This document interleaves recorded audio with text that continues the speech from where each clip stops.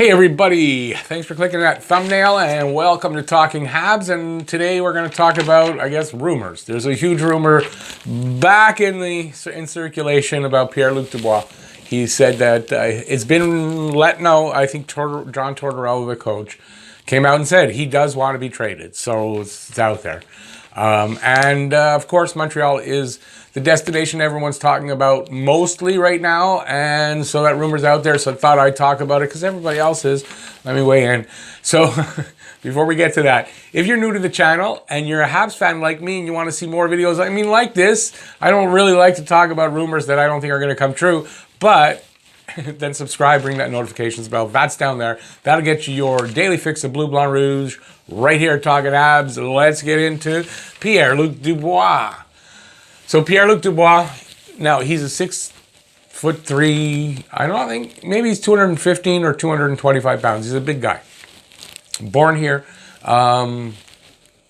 Agathe. So he's born from around the area. And so he's a local kid. Everybody wants to have him here, right? Okay, that's fine, and I understand that. Obviously, if you can get a local guy like that, you get him if you can, if it doesn't hurt your team, and this is the key. For me, anyway, it doesn't hurt your team. So he is now making 2 years, $5 million AAV. Just signed for that. It's a bridge deal. It's not a horrible contract. It's not long-term, and he's still an RFA at the end of it. So these are positives if you're going to get him, right? But here comes the big problem. The ask looks like it's obvious. They're going to ask for Nick Suzuki, but it's Nick Suzuki plus. Okay, first of all, Nick Suzuki I think is off the table.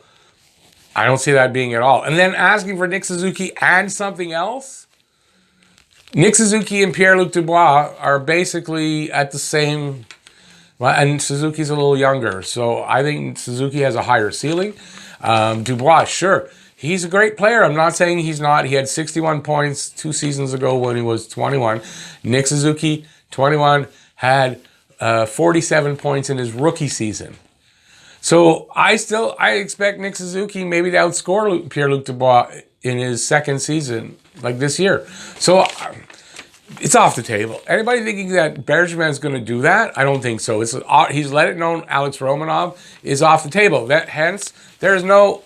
These things I'm going to show you, there's no Romanov name there because he's off the table. Nick Suzuki's name is off the table. If Marc Bergevin trades Nick Suzuki, first thing he's going to have, first negative here, fan revolt.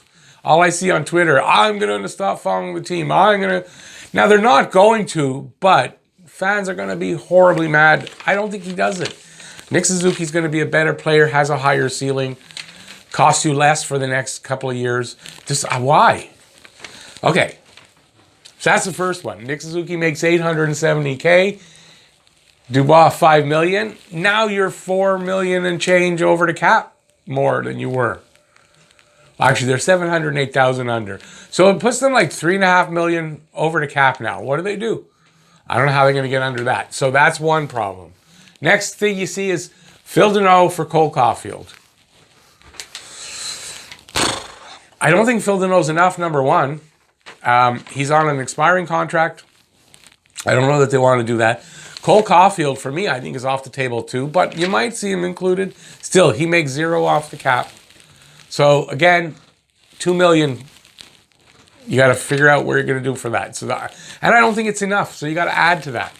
There's also this one I saw last night. Apparently, this one's supposed to be serious. Jesperi Kotkaniemi and Victor Mete for Dubois. So I could see them wanting KK. KK is basically Pierre Dubois 2 years removed. Hopefully KK turns out to be that, and it looks like he will.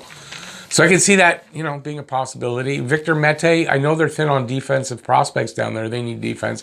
I could see Victor Mete, but again, for us against the cap, it's 1.66 million. I think I put K, but it's million. And you're still $3.5 million.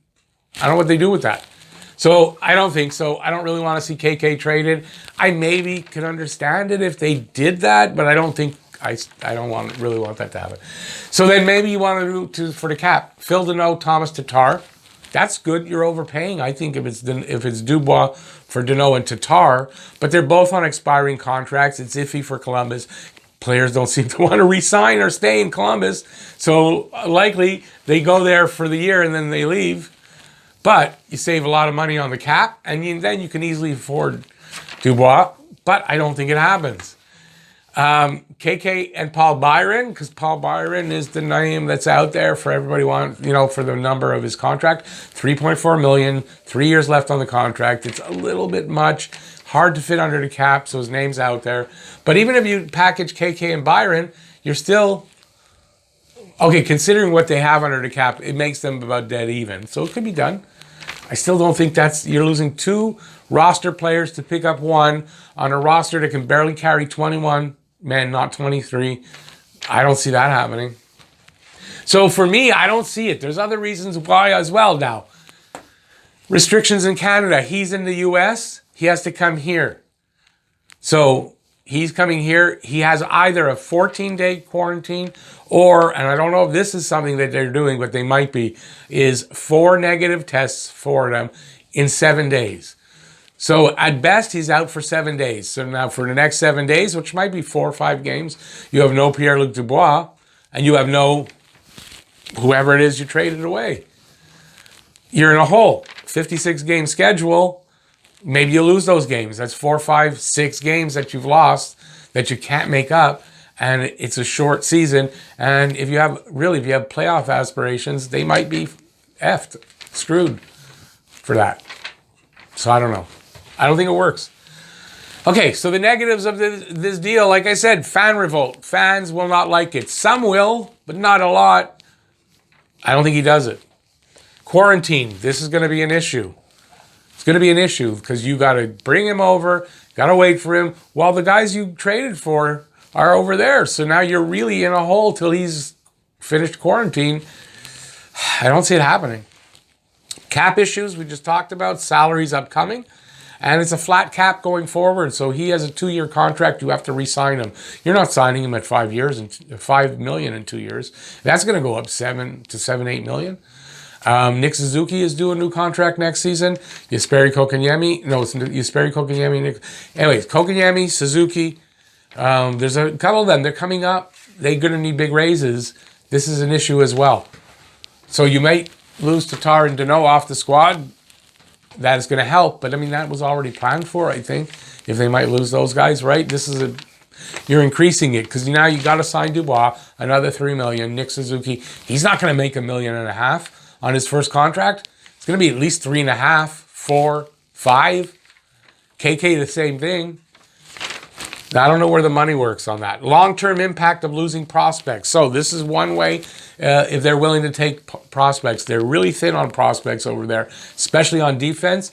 We're kind of flush with that. So say you send those prospects, Norlinder, Struble, Harris, those kind of guys over, right? Maybe you send 2 of those. That makes the deal. But now, 3 years down the road, you're a little screwed. Although we've got some good ones out there, I know, but you're screwed because maybe it's your left side you've sent away and you don't have the replacements. I mean, there's an impact down the road. You got to think of that. Now, one thing I did hear is we had trouble. 1 game, by the way. This was all after 1 game. 1 game of a very short training camp, 0 exhibition games. So this was like the first exhibition game for the whole team together, right? First game as a unit. These guys some of them never played together before. And we're making these kind of assumptions. So one of the complaints was left side D was a little weak. Yeah, but maybe not in 5 games. Give him some time to adjust. And face-offs. Danault, no problem. Danault's great in face-offs. You trade him away, your face-off guy is gone. You're bringing in Pierre-Luc Dubois. His career face-off numbers are 46%. Yeah, he may get better, and maybe this season it's improved. We don't know that, though. So his career numbers are 46%. So in an area where you are still struggling with 3 young guys down center behind Danault who aren't, Suzuki's doing okay, the rest not, and then you want to remove Danault and bring in Dubois, who's not going to help you there. So you're getting a little weaker down there, right? Anyways, it's a thought, right? That's the thing I think is a negative. Positive. Columbus is thin on high-end prospects, especially on defense. Montreal loaded with them. So maybe a deal can be made that you don't lose anybody really off the roster, but that cap issue becomes the same thing. Now you got to make another trade, right? Bringing in Dubois, but now you got to make some cap issues because you sent prospects. You didn't send a lot of money. Now you got to move Byron somewhere else or move that guy somewhere else. And that's another issue. How do you do that? You don't know if you can. I don't see this trade being made. For me, I think this, if it's going to happen, it's going to happen in the offseason. This is an offseason deal. I don't see it happening to a Canadian team during the season, and that's mostly because of the quarantine issue. So I personally, I'm going to make, I guess, a hot take. I was reading and seeing where he might go. I think New York Rangers, I think have what's needed to send back without really hurting the team a lot. And I think New York Rangers could be a destination. So I'm going to say I think he might go to the Rangers. There you go. I don't think he comes to Montreal. So let me know what you think in the comment section. Am I right, wrong? Do you agree, don't agree, this idea, that idea, whatever trade ideas you have, let me know in the comment section. And if you like the video, give it a thumbs up. And if you're new to the channel or you haven't subscribed yet, please subscribe, ring that notifications bell. That's going to get you more videos like this. Your daily fix of Bleu Blanc Rouge right here at Talking Habs. So thanks for watching, everybody. I'm filming this on a Friday. Next game is tomorrow on Saturday. I live stream the whole game. I don't show the game, but we talk all the way through it and blah, blah, blah. We have a lot of fun. We have the Guess the Score contest. Check it out. So if you're still watching this, check me out tomorrow. You'll see the thing posted. It's a 7 o'clock game. I'll be on at 6:45, having fun. Hope to see you there. Thanks for watching, everybody. Please stay safe out there. Peace out, y'all. See you next time. Bye, everybody.